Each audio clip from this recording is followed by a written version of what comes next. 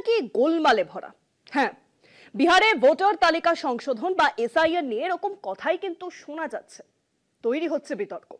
আধিকারিকরা নিয়ম না মেনে চলার জেরেই নাকি বহু বৈধ ভোটার ভোটাধিকার হারাতে পারেন। এছাড়াও আরো মারাত্মক অভিযোগ উঠছে।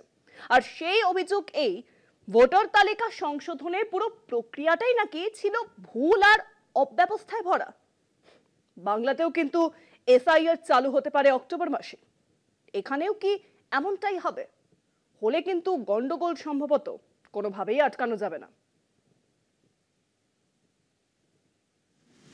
বিহারে ভোটার তালিকা সংশোধনের বিশেষ উদ্যোগ নিয়ে বড় বিতর্ক শুরু হয়েছে। এই প্রক্রিয়ায় বহু মানুষের নাম তালিকা থেকে বাদ পড়েছে। একজন বয়স্ক মহিলা, যিনি বিয়ের পর 4 দশকেরও বেশি সময় আগে বিহারে এসেছিলেন, দেখলেন খসড়া তালিকায় তার নাম নেই। আগের নির্বাচনে তিনি ভোট দিয়েছিলেন। এবার তার ভোটার কার্ডের নম্বর দিলে ওয়েবসাইটে নো রেজাল্ট ফাউন্ড দেখাচ্ছে।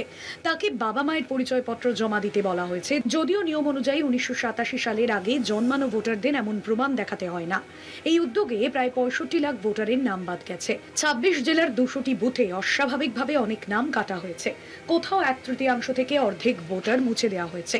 মোট 77,000-এর বেশি ভোটার বাদ গেছেন। বেশিরভাগকে শিফটেড বা অ্যাবসেন্ট বলা হয়েছে, যদিও তারা বহু বছর ধরে একই ঠিকানায় থাকেন। অনেক বুথ কর্মকর্তাদের সঙ্গে কথা বলে জানা গেছে, ভোটার যাচাইয়ের জন্য নির্দিষ্ট কোনো নিয়ম মানা হয়নি। অনেক সময় শোনা কথার ভিত্তিতে সিদ্ধান্ত নেওয়া হয়েছে। এতে গরিব ও প্রান্তিক মানুষ সবচেয়ে বেশি সমস্যায় পড়ছেন, কারণ তারা কাজ পেলে নথি সংগ্রহ করতে পারছেন না। নির্বাচন কমিশন বলছে উদ্দেশ্য সঠিক তালিকা তৈরি করা, কিন্তু বাস্তবে বহু বৈধ নাগরিক ভোটাধিকার হারানোর আশঙ্কায় রয়েছেন।